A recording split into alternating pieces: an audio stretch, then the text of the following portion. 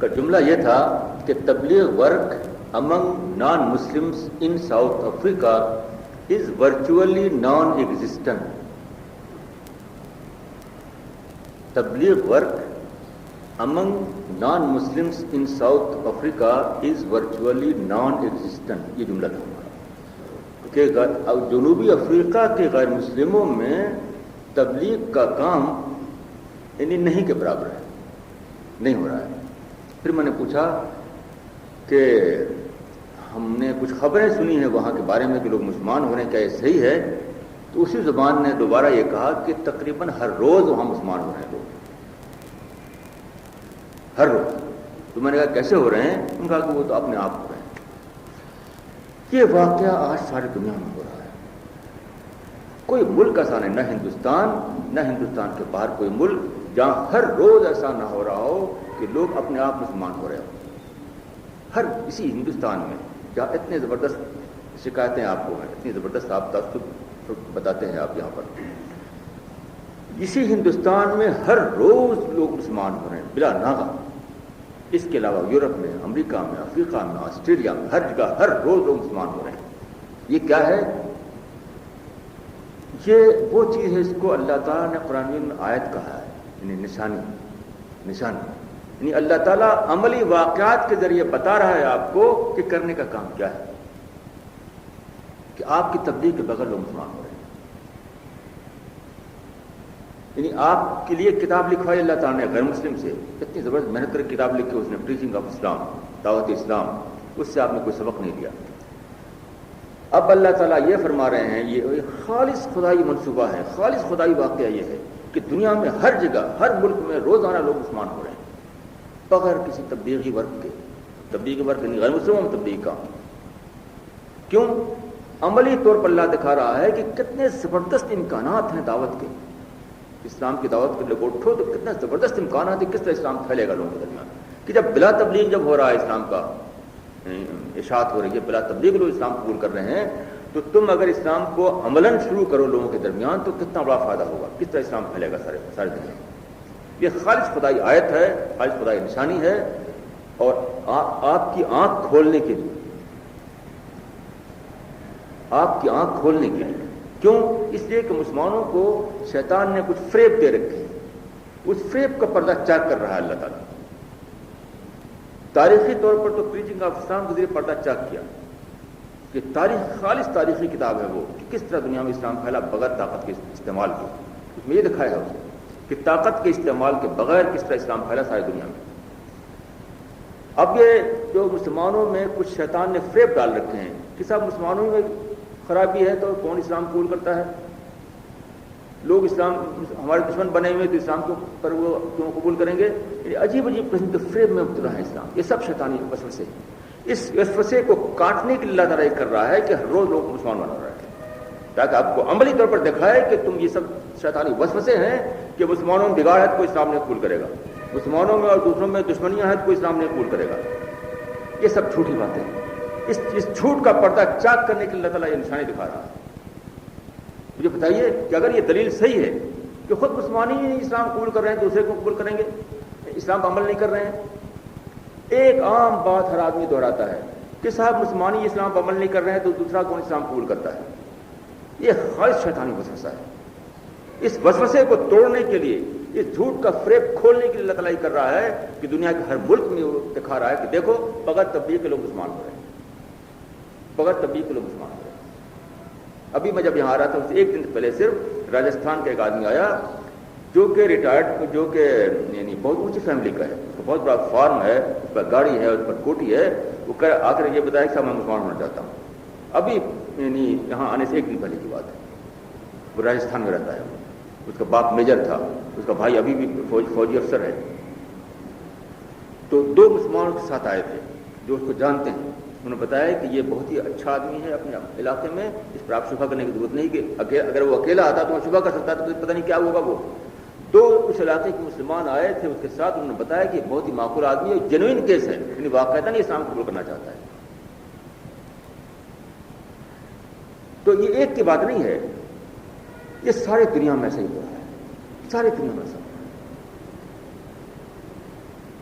کہ یہ جو ہمارے فریب، عملی فریب جو ہیں، عملی فریب کہ صاحب مسلمان ہی بگڑے ہوئے ہیں تو کون اسلام پر ہمدردی سے غور کرے گا، مسلمانوں میں دوسروں میں دشمنیاں ہیں تو کون اسلام پر قبول کرے گا، وغیرہ وغیرہ جو ہے اس قسم کے جو فریب ہے ہمارے، اس فریب کا پردہ چاک کرنے کے لیے اللہ تعالیٰ دکھا رہا ہے کہ دیکھو باوجود ایک مسلمانوں میں بگاڑ ہے، باوجود کے لوگوں کو دشمنیاں ہیں، باوجود کے لوگوں کو تعصب ہے، پھر بھی لوگ اسلام قبول کر رہے ہیں، اس فریب کو پردہ چاک کرنے۔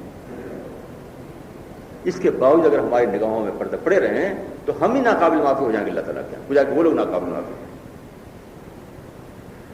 یعنی کتنا بڑا واقعہ ہے۔ ابھی میں پڑھ رہا تھا یوسف اسلام جو ہے،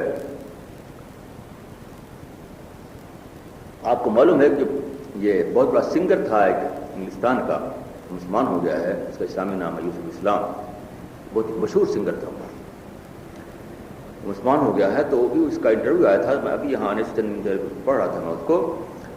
اس نے یہ کہا کہ اگر اسلام کی دعوت دی جائے تو بلا شبہ سارا یورپ مسلمان، لیکن چونکہ دعوت نہیں دی جا رہی ہے اور ہمارے چند لوگ اپنے بارے میں اس نے کہا کہ ہمارے چند لوگ جو اتفاقاً کہیں سے موقع پا جاتے ہیں، پکڑ لیتے ہیں اور ان پر اسلام کھل جاتا ہے اسلام، تو ہم اسلام قبول کر لیتے ہیں، لیکن سارے لوگوں کو تو ایسا نہیں موقع ملتا ہے، سارے لوگوں کو تک تو اسلام پہنچانا پڑے گا ان کی زبان میں۔ اس نے اس میں کہا ہے کہ اسلام کو اگر صحیح اس کے روپ میں، صحیح شکل میں پیش کیا جائے تو سارے یورپ اسلام قبول کر لیں۔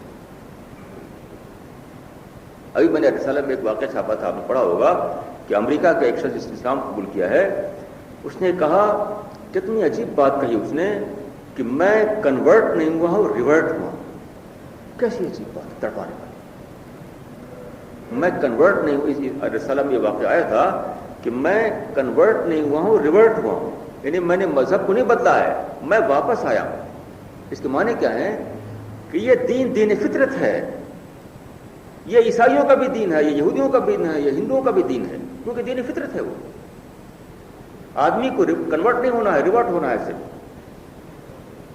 چاہے وہ کوئی بھی قوم کا ہو، اس کو اپنی فطرت ہی کی طرف واپس آنا ہے۔ کیسی عجیب بات کی اس نے بخدا کہ میں کنورٹ نہیں ہوا، میں ریورٹ ہوا۔ یہی ہر انسان کا معاملہ ہے، کیونکہ آپ جانتے ہیں کہ خود یہ قرآن میں حدیث میں موجود ہے کہ اسلام دین فطرت ہے۔ یہ ثابت ہے قرآن حدیث سے کہ اسلام دین فطرت ہے، یعنی دین فطرت ہونے کے معنی یہ ہے کہ یہ انٹرووون ہے آپ کے نیچر کے اندر، انٹرووون ہے آپ کے نیچر کے اندر۔ یعنی اللہ تعالیٰ نے جس نے جو خالق ہے ایک انسان کا، چاہے وہ ہندو ہو، چاہے وہ عیسائی ہو، چاہے یہودی ہو، چاہے کچھ ہو، چاہے کچھ ہو، چاہے کچھ ہو، اللہ تعالیٰ نے اس کے پورے نیچر کو، اس کی پوری شخصیت کو، اس کے پورے اندرونی وجود کو بنایا ہی ہے اس طریقے سے کسی بھی اسلام اس میں بیٹھے۔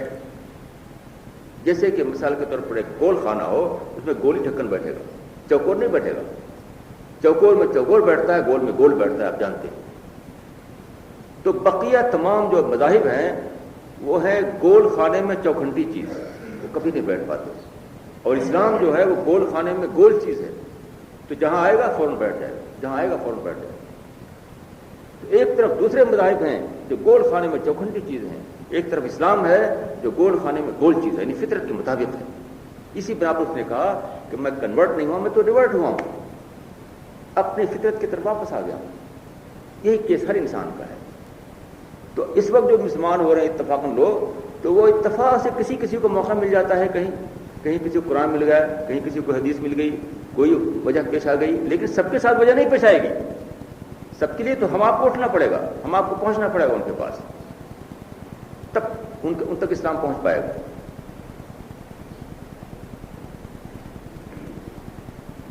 تو اسلام انفرادی طور پر تو پہنچتا رہے گا اور لوگ انفرادی طور پر اسلام قبول کرتے رہیں گے، لیکن ماس کے پیمانے پر، عوامی پیمانے پر جب ہوگا جب کہ ہم سب اٹھ کھڑے ہوں اس کے لیے۔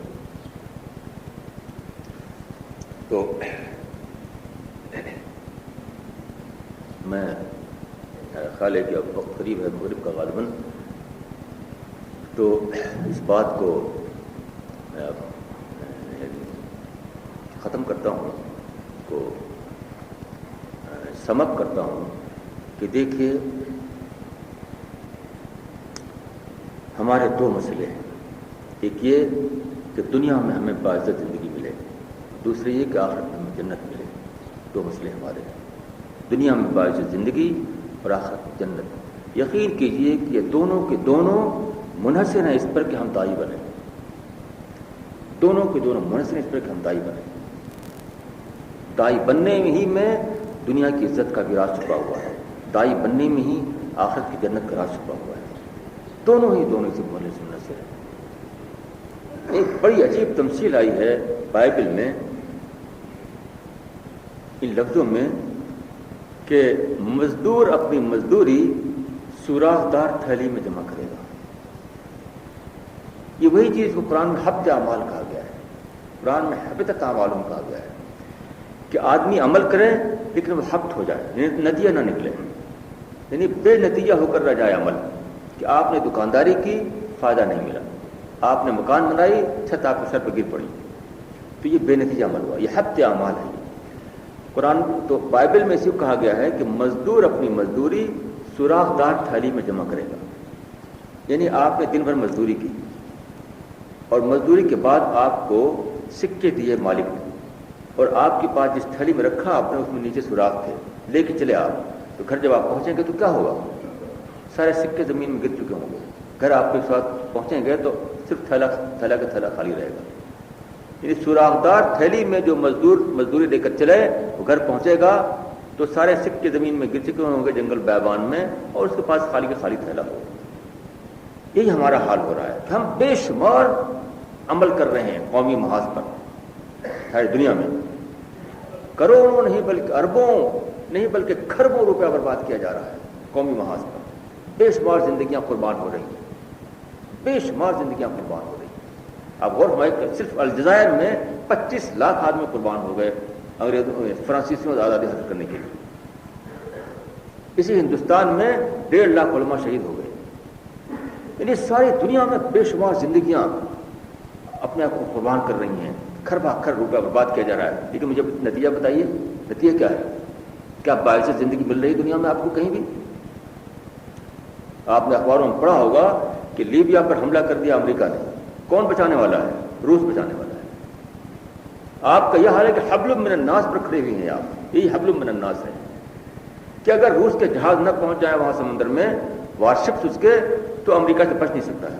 تو مسلم ممالک کا حال یہ ہے کہ کسی ملک کو تو روس کا پروٹیکشن بجائے گئے, کسی ملک امریکہ کا پروٹیکشن. یعنی کسی ملک پر چھتری روس کی ہے, کسی ملک پر چھتری امریکہ کی ہے. اگر وہ چھتری ہٹا لیں اپنے تو لوگ دبوچ لیں آپ کو, لوگ دبوچ لیں آپ کو. یہ ہماری ہے. یعنی کتنی دنیا میں بے قیمت ہم ہو گئے کہ کفار و مشرکین کے چھتری پہ ہم زندہ ہیں. سعودی عرب سے امریکہ اپنی چھتری ہٹا لے, پاکستان سے امریکہ اپنی چھتری ہٹا لے, لیبیا سے روس اپنی چھتری ہٹا لے, لوگ ہڑپ کر لیں, نوچ لیں, اس کو ہضم کر جائیں ان کو. صرف مسلم ممالک جو آج زندہ ہیں غیر مسلموں کی پروٹیکشن کے تحت زندہ ہے. بتائیے یہ کوئی زندگی ہے؟ تو نہ دنیا میں ہمیں عزت حاصل ہے, باوجود ہے کہ ہماری قربانیاں جو ہیں آسمان کو چھو رہی ہیں. کیوں؟ مزدور اپنی مزدوری سوراخدار تھیلی میں جمع کر رہا ہے. محنت کیا, صبر کر. آپ بازار میں دودھ خریدیں اور آپ کے پاس دودھ کو کنٹینر ہو جو لینے کے لیے, وہ چھلنی, یعنی گھر سے آپ چھلنی لے کر جائیں, دودھ خریدنا ہے آپ کو, پیسہ دیا آپ نے, دودھ لیا اس سے آپ نے, گھر آپ کا دودھ لے کر لوٹیں گے. جو اپنے دودھ کو چھلنی میں لے کر آئے وہ گھر پر دودھ نہیں لے کر پہنچتا, وہ اس کا دودھ راستے میں گر چکا ہوتا ہے.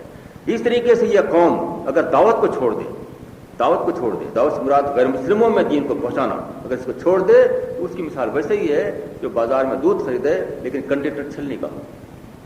وہ مزدوری کرے لیکن لینے کے لیے وہ تھیلا ہو, اس میں سوراخ ہے, کچھ بھی نہیں فائدہ ہونے والا ہے اس کا. اس کو نتیجہ دیکھ لیا آپ کہ آپ کی ساری قربانیاں اکارت جا رہی ہیں. بالکل حبطت اعمالہم کا منظر ہے, صرف اس ایک وجہ سے کہ ہم نے دعوت کو چھوڑ رکھا ہے. اور چھوڑ کیوں رکھا ہے؟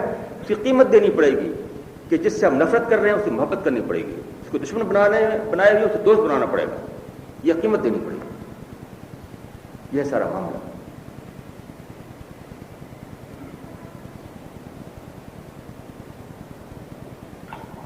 تو بات جو میں کہنا چاہتا تھا شاید میں نے کہہ دیا ہے, اور آپ حضرات سے درخواست کرتا ہوں اس پر غور فرمائیں.